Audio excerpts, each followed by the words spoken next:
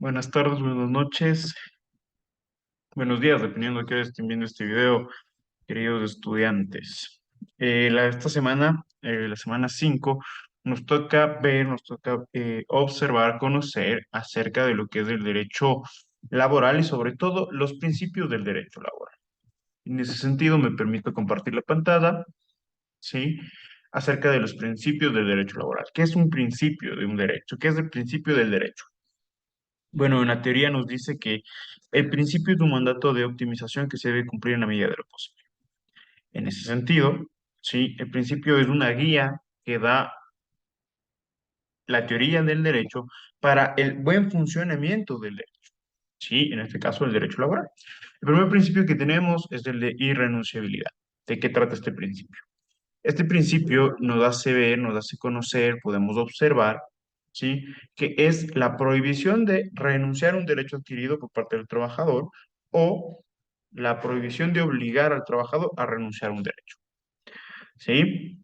El principio de tutela y protección trata justamente de que el Estado deberá garantizar al trabajador o al colaborador, ¿sí? Deberá garantizar justamente el o la protección de los derechos del trabajador.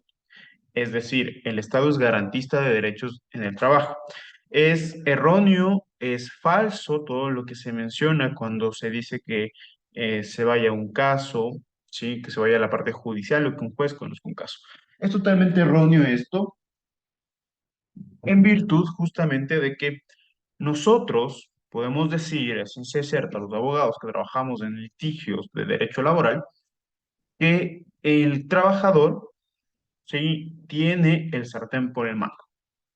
¿Por qué? Porque nosotros, las personas que trabajamos para los empleadores, tal vez, ¿sí? Podemos mencionar que se debe desvirtuar todo lo que menciona el trabajador.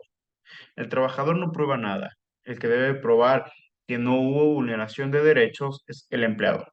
Sí, por eso decimos que el Estado es garantista de derechos. También podemos observar en el Código de Trabajo que no existe un derecho para el empleador, sino todos los derechos para el trabajador y las obligaciones que conlleva una relación laboral, sí, se llevan a cabo por el empleador. ¿Ok? Principio prooperario. El principio prooperario es aquel principio que hablamos, versamos, que vemos, ¿sí? Sobre cuál es la ley más favorable hacia el trabajador. ¿Qué quiere decir esto? Si existe un conflicto entre normas, entre leyes, dígase el Reglamento Interno de Trabajo con el Código de Trabajo, ¿sí? Si existe algún conflicto entre las leyes, entre las normas, este principio lo que hace o lo que nos dice la teoría es que debemos utilizar la norma o la normativa, ¿sí? Más aplicable al trabajador, ¿sí? O que más le favorezca al trabajador. Digamos que en el Reglamento Interno de Trabajo nos dice que nuestra remuneración básica será de $300, ¿sí? Nosotros tenemos, lógicamente, una normativa nacional, una ley nacional, un decreto ejecutivo y demás que nos establece que nuestro sueldo básico, nuestro salario básico, será de $425. ¿Cuál es la ley que más vamos a utilizar, la que más favorezca al trabajador? ¿Y cuál es esa? Sí, la ley nacional. Principio de libertad. ¿Qué es el principio de libertad? Este principio se puede ver desde dos perspectivas. Una perspectiva por parte del trabajador y una perspectiva por la parte del empleador. Por parte del trabajador, ¿cuál es? ¿Sí? Que yo tengo la libertad de trabajar en donde yo quiera. Yo tengo la libertad de trabajar o de escoger dónde quiero trabajar. ¿Sí? Yo quiero trabajar en la corporación favorita, yo quiero trabajar en Arca Continental, yo quiero trabajar en PwC, etcétera. ¿Sí? Donde yo quiera trabajar.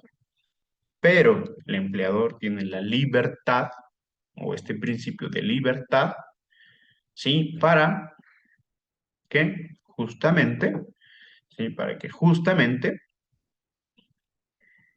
tenga la libertad de decisión o de elección a quien él quiera contratar.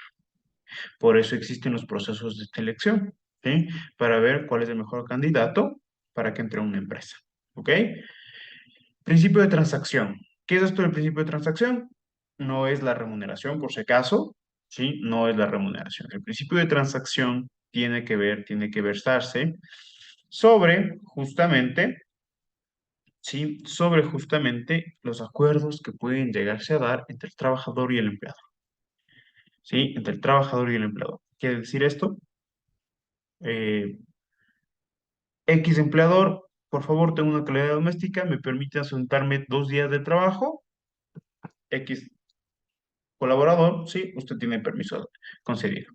Llegué a un acuerdo, sí, yo propuse algo, el empleador aceptó ese algo, llegó a un acuerdo. Ese es el principio de transacción, ¿sí? Llegar a acuerdos. Principio de estabilidad laboral. ¿Qué es esto del principio de estabilidad laboral? Pues es la permanencia o continuidad en un puesto de trabajo, ¿sí? Permanencia o continuidad en un puesto de trabajo. Quiere decir eso, que yo estoy permanente y continuamente y tranquilo trabajando en mi lugar de trabajo. Sí, valga la redundancia. Este principio de estabilidad laboral se divide en dos, en absoluto y en relativo. El absoluto es aquel que no existe un límite de tiempo para yo desempeñar mis funciones o realizar mis labores. Dígase en este caso, ¿sí? Dígase en este caso, contrato indefinido, por ejemplo. No tengo límite de tiempo. Yo trabajo duradero en el tiempo mientras no cometa una infracción o mientras no me quieran despedir intempestivamente. ¿Sí? ¿Cuál es el relativo o la estabilidad laboral relativa? Es aquella que se tiene con un límite de tiempo, contratos a plazo fijo, contrato eventual de 180 días, etcétera. Esas son las definiciones de los principios, ¿sí? Después, en la siguiente semana, vamos a ver lo que es el derecho al trabajo, vamos a ver cuáles son los derechos del trabajador, ¿sí? Cuáles son las obligaciones que vamos a tener. Muchísimas gracias, chicos, por justamente mirar la clase. Sí, las clases van a estar subidas en YouTube. De igual manera va a estar el link aquí en la plataforma. Muchísimas gracias, chicos. Nos vemos en una siguiente ocasión.